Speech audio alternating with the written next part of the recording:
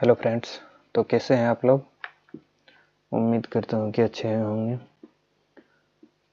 तो आज इस क्लास में हम लोग एसिड के बारे में पढ़ेंगे।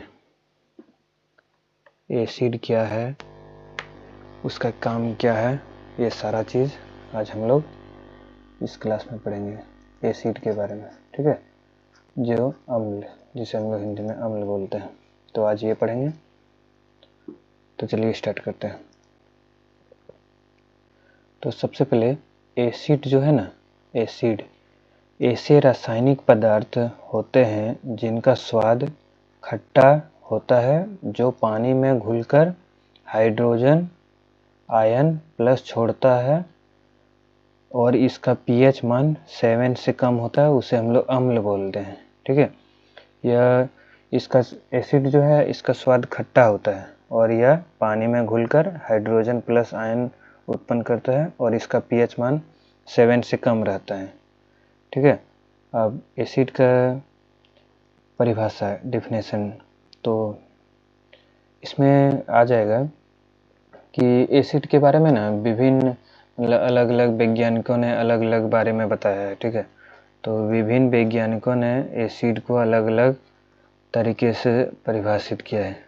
ठीक है, तो कौन कौन सा ऐसा नियम जो है और कौन कौन ऐसे वैज्ञानिक जो है जो एसिड के बारे में नियम दिए हैं, तो चलिए देख लेते हैं। तो सबसे पहले आ जाएगा 1 नंबर में आ जाएगा अर्हेनियस सिद्धांत। अर्हेनियस सिद्धांत, ठीक है, अर्हेनियस ने क्या बोला था कि एसिड वे पदार्थ है जो पानी में घुलने पर हाइड्रोजन प्लस आयन मुक्त करते हैं। ठीक है, इन्होंने ही बताया था, जो अभी पढ़े ना कि हाइड्रोजन आयन उत्पन्न करता है, तो सबसे पहले इन्होंने ही बताया था कि पानी में घुलकर हाइड्रोजन प्लस आयन उत्पन्न करता है। तो इसका जो ये जो थ्योरी जो दिया था वो था अर्हेनियस ने, तो इसी का सिद्धांत पर ये बताता है। ठीक है, तो इसके बारे में और थोड़ा सा जानकारी ले लेते हैं। इसमें जो है अर्हेनियस जो है वे एसिड जो है इसका कुछ एग्जाम्पल भी दिए थे और वे बताए थे कि जो अम्ल जो है ये तो पानी में आसानी से घुल सकता है, तो इसमें कुछ एग्जाम्पल बताए थे, जैसे HCl और Cl। तो ये जो है ना, ये पानी में घुलता है जब है तो हाइड्रोजन प्लस आयन उत्पन्न करता है। ठीक है, तो इसी का जो सिद्धांत है इन्होंने दिया था। तो अब दूसरा देख लेते हैं। देखो, अब दूसरा वैज्ञानिक ने क्या बताया था, एसिड वे पदार्थ हैं जो किसी दूसरे पदार्थ को प्रोटॉन दान डोनेट कर सकते हैं। ठीक है, इस नियम को हम लोग बोलते हैं ब्रेस्टेड लॉ थ्योरी। ठीक है, तो इन्होंने बताया था कि एसिड जो है वो किसी दूसरे पदार्थ को प्रोटॉन जो है ना वो दान कर सकते हैं। ठीक है, इन्होंने बताया था। उसके बाद थर्ड में है लेविस थ्योरी। लेविस थ्योरी में ये बताता है कि एसिड वे पदार्थ हैं जो इलेक्ट्रॉन पेयर, ठीक है, पेयर मतलब होता है मिलके, को स्वीकार एक्सेप्ट कर सकते हैं। इन्होंने ये बताया था और इन्होंने ये बताया था। तो लेविस थ्योरी में क्या है कि एसिड वे पदार्थ हैं जो इलेक्ट्रॉन पेयर को स्वीकार एक्सेप्ट कर सकते हैं। ठीक है, उसके बाद है एसिड के मुख्य गुण। ठीक है, एसिड के मुख्य गुण, तो इसका जो एसिड जो है इसका स्वाद खट्टा होता है। ठीक है, और ये क्या करता है कि लिटमस जो है ना, लिटमस टेस्ट, ये नीले लिटमस पेपर को लाल कर देता है। अम्ल क्या करता है कि नीले लिटमस पेपर को लाल कर देता है। अगर एग्जाम में आएगा कि नीले लिटमस पेपर को लाल कौन करता है, तो क्या होगा इसका आंसर? बताओ, ना मालूम है? अम्ल, अम्ल करता है, ठीक है। उसके बाद इसका पीएच मान, एसिड का पीएच मान हमेशा 7 से कम होता है, ठीक है। 7 हो गया उदासीन, तो 7 से कम होता है। इसका जो पीएच मान है ना, वो 7 से कम होता है, ठीक है, ये याद रखना। और इसकी चालकता जो है, एसिड का जलीय घोल बिजली का सुचालक होता है, ठीक है। अम्ल जो है ना, अम्ल जो है वो विद्युत का सुचालक होता है, ठीक है। ये भी याद रखना है, एग्जाम में आएगा। मोस्ट इम्पोर्टेंट है ये सब, ये इम्पोर्टेंट है। उसके बाद ये नीला लिटमस पेपर को लाल कर देता है, ये भी इम्पोर्टेंट है। और ये सब सारा चीज़ इम्पोर्टेंट है, सब एक एक करके पढ़ना है, ठीक है। और इसके बाद है धातु के साथ अभिक्रिया, ठीक है। धातु के साथ अभिक्रिया, जब एसिड धातु के साथ अभिक्रिया करते हैं तो वे हाइड्रोजन गैस, ठीक है, हाइड्रोजन गैस निकालते हैं। कौन सा गैस निकालते हैं? हाइड्रोजन गैस निकालते हैं, ठीक है। जब ये एसिड जो है ना धातु के साथ अभिक्रिया करता है तो हाइड्रोजन गैस निकलता है, ये भी मालूम रखना, ठीक है। अब हम लोग देखेंगे कि एसिड के प्रकार, टाइप ऑफ एसिड, ठीक है, अम्ल के प्रकार, अब ये जानेंगे।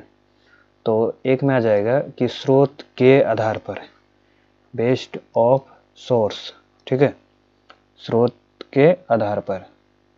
तो इसमें आ जाएगा ऑर्गेनिक एसिड, कार्बनिक अम्ल।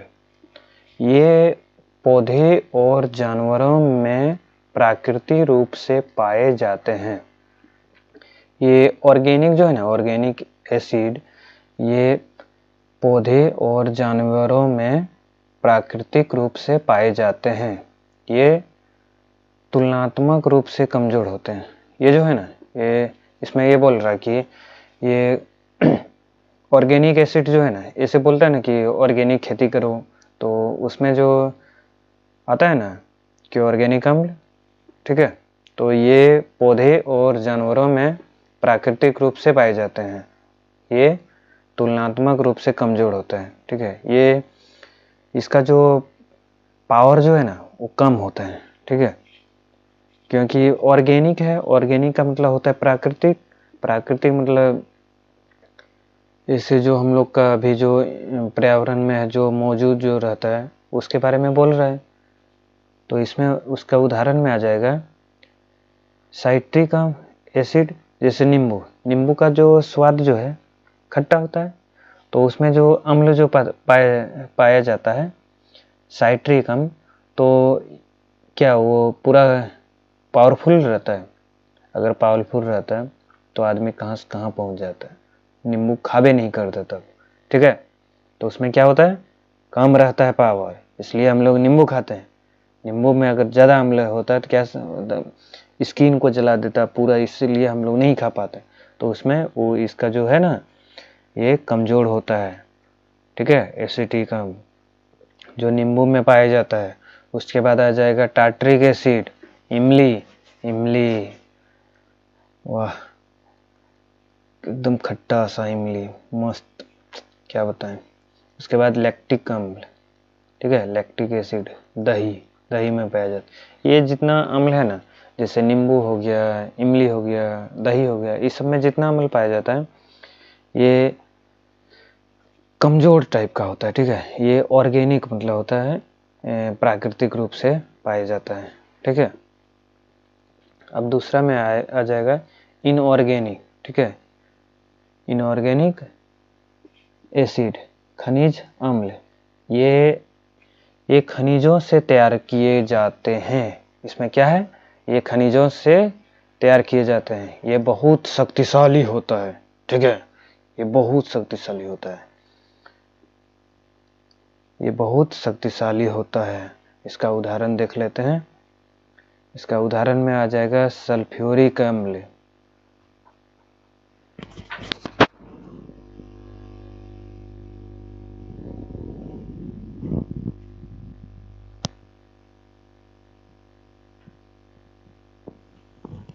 इसका उदाहरण में आ जाएगा सल्फ्यूरिक अम्ल H2SO4, ठीक है। और दूसरा में आ जाएगा हाइड्रोक्लोरिक एसिड HCl। ये HCl हम लोग का पेट के अंदर रहता है भोजन को पचाने के लिए, ठीक है। ये शक्तिशाली होता है, तब भोजन को पचता है। और जो हम लोग मीट ऊट खाते हैं ना, सारा हड्डी उड्डी सब चबा जाते हैं, तो यही पचाता है, ठीक है। यही पाचन में सहायता करता है, हाइड्रोक्लोरिक एसिड HCl। उसके बाद बी में आ जाएगा कि शक्ति के आधार पर, बेस्ड ऑफ स्ट्रॉन्गेट, ठीक है, शक्ति के आधार पर। अब इसमें आ जाएगा स्ट्रॉन्ग एसिड।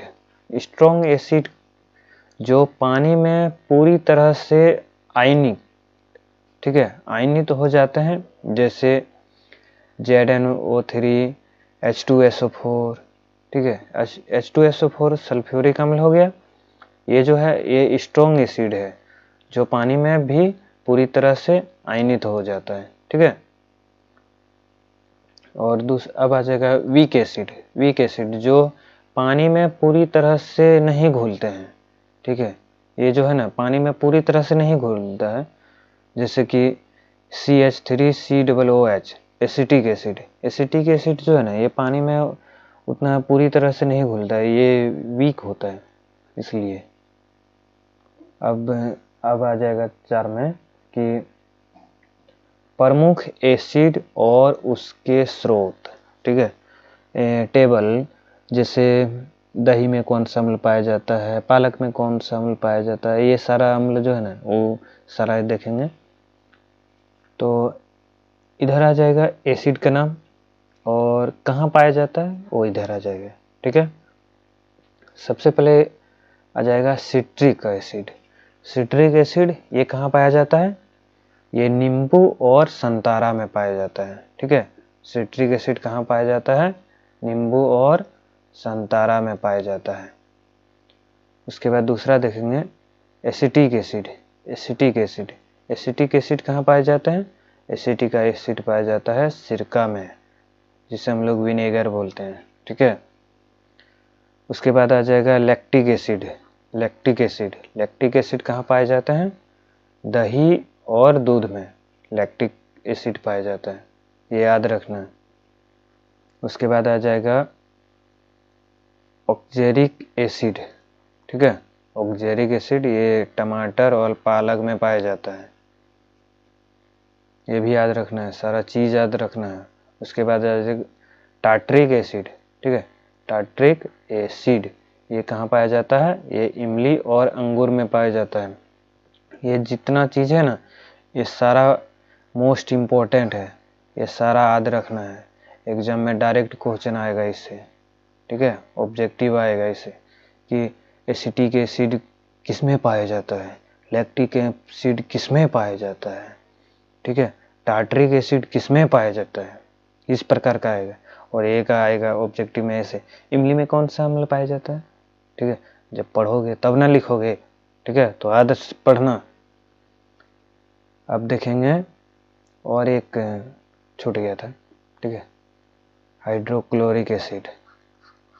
हाइड्रोक्लोरिक एसिड किस में पाया जाता है, मानव पेट में पाचन के लिए, जैसे कि HCl, ठीक है, यही है। उसके बाद एसिड के प्रयोग, यूज ऑफ एसिड। एसिड का हम लोग कहाँ उपयोग करेंगे उसके बारे में जानेंगे, ठीक है।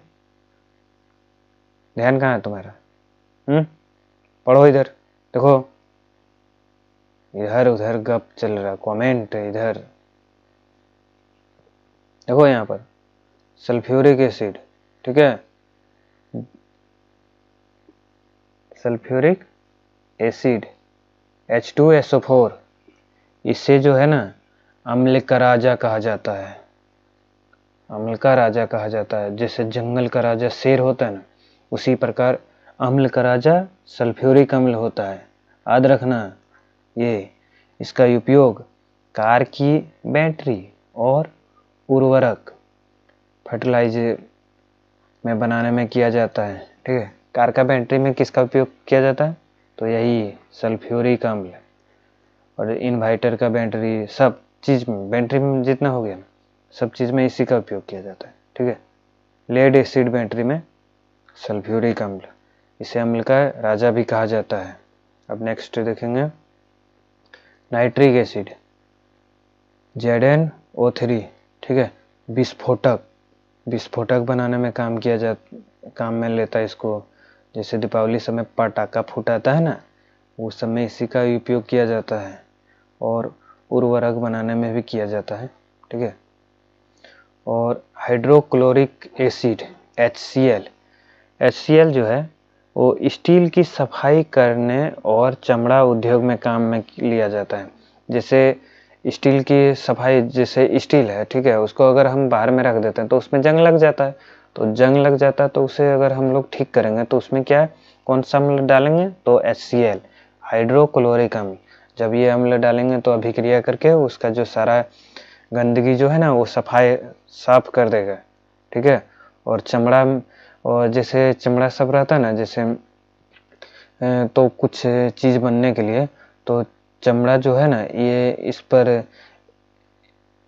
हाइड्रोक्लोरिक अम्ल जो है ना इसमें डाला जाता है चमड़ा, तो उसमें क्या होता है कि उसका जो सारा गंदगी, सारा चीज़ जो है ना ख़त्म हो जाता है। ठीक है, अब नेक्स्ट देखेंगे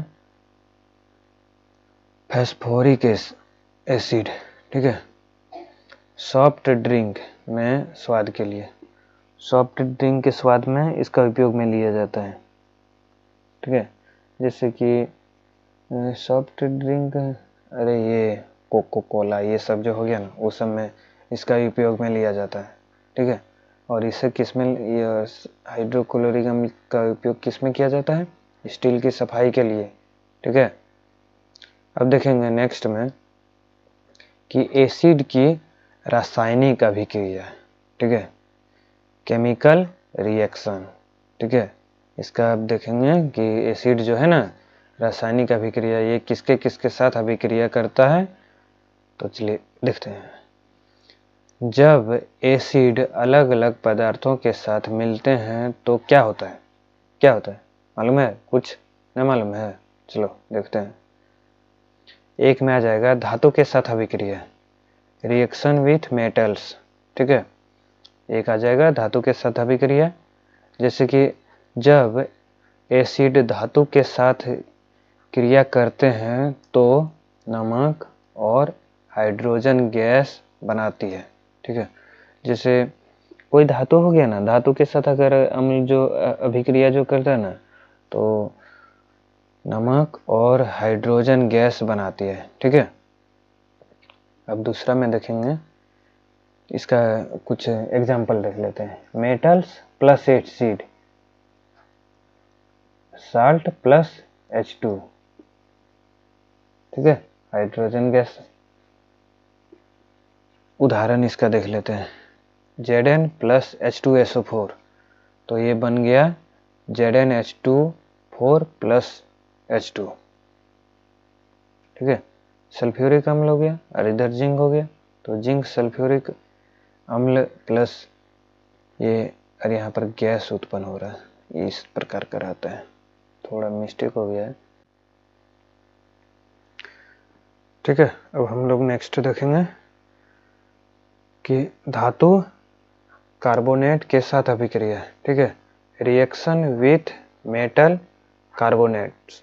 ठीक है, अब ये देखेंगे, इसमें जब है कि जब एसिड कार्बोनेट के साथ मिलते हैं तो नमक, पानी और कार्बन हाइड्रोक्साइड CO2 गैस निकलती है। ठीक है, तो क्या निकलता है कि जब एसिड जो है कार्बोनिक के साथ मिलते हैं तो नमक, पानी और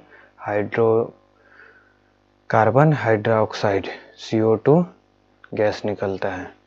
इसके बारे में देख लेते हैं, जिसे मेटल कार्बोनेट हो गया प्लस एसिड, तो ये क्या हो जाएगा, salt plus H2O plus CO2।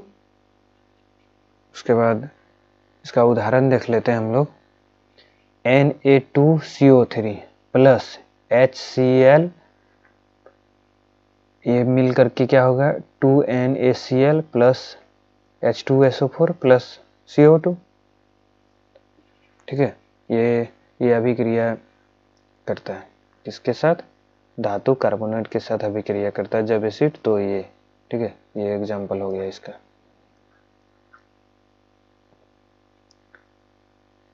उसके बाद थर्ड में है क्षार के साथ अभिक्रिया।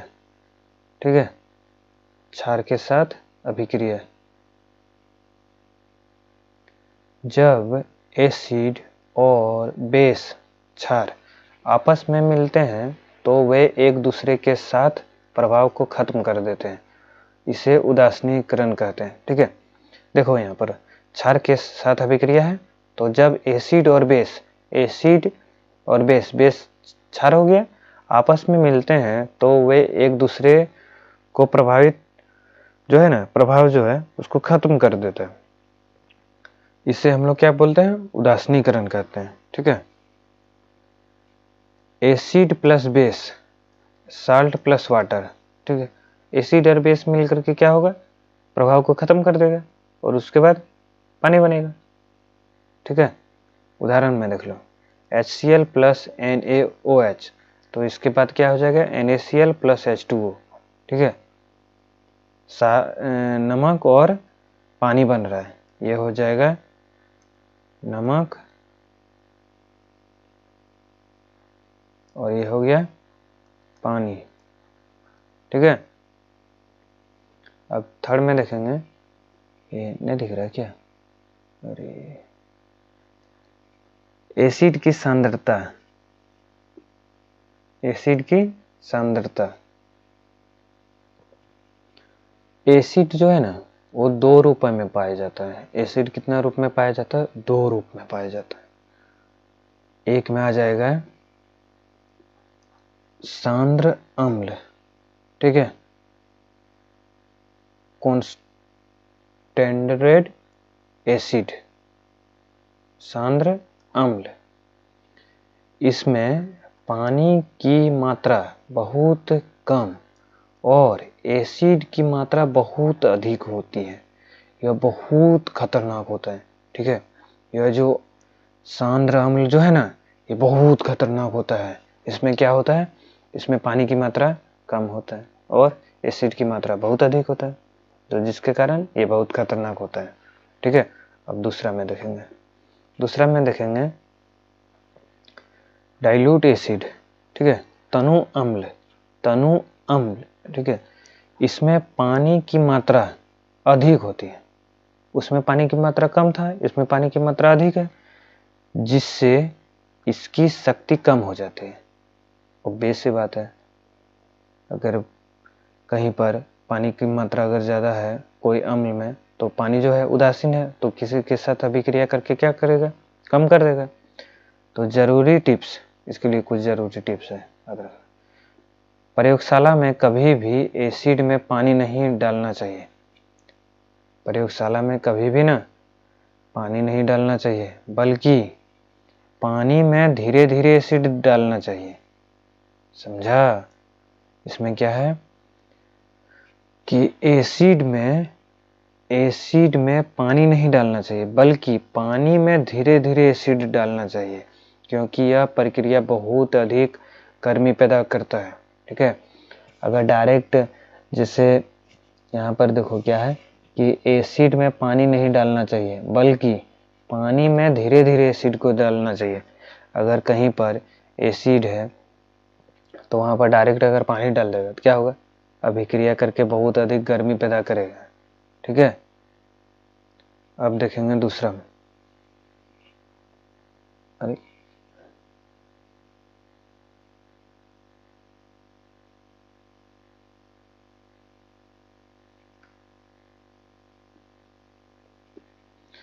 तो कैसा लगा क्लास आज, बताना।